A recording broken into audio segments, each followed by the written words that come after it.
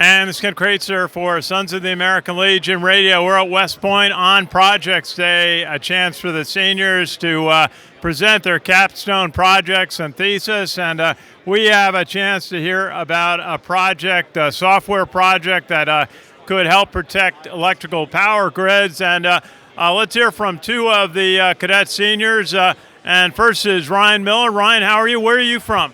Nazareth, Pennsylvania, sir. And what do you study? What's your major here at West Point? Electrical engineering. That's got to be one of the toughest majors here. Why did you go into it? I've been very interested in studying alternative energy and sort of helping integrate the green energy and building resiliency in our power grids. I think it's a big issue that we need to tackle as a country. Absolutely. And we've got Matthew Wisor. And Matthew, tell us a little bit about where you're from and why you decided to come up to West Point. Good morning, sir. I'm from Corpus Christi, Texas, so that's right there on the South Gulf Coast.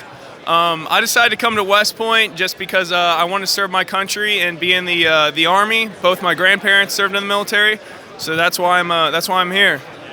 That's neat. And what is your major? I'm also an electrical engineer, so me and Ryan are buddies. Absolutely. That's such a tough major. What attracted you to the field? So I always knew I wanted to do a STEM major, and I've always been interested in physics and math.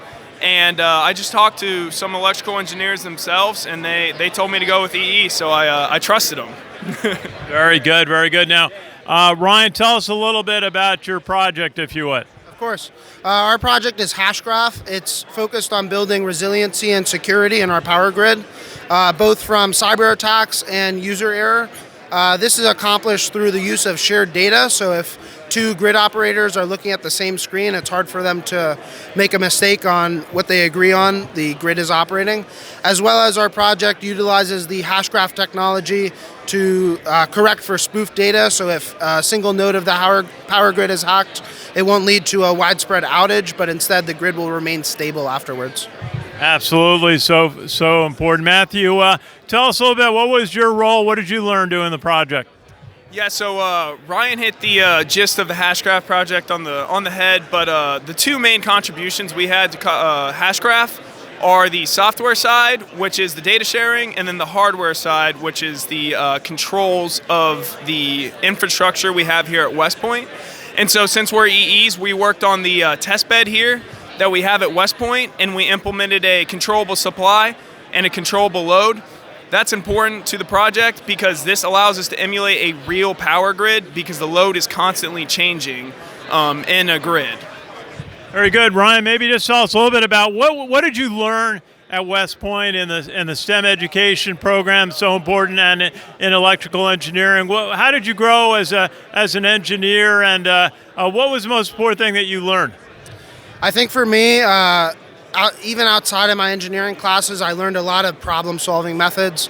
I feel really capable if I'm faced with an issue. I have a lot of different ways to think about it from my education here at West Point, and especially from electrical engineering. I feel that I can tackle an issue. If presented a problem, I can figure out a way to get through it. Very good. And Matthew, what would you say are some of the key learnings that you acquired over your time in the electrical engineering program here at West Point?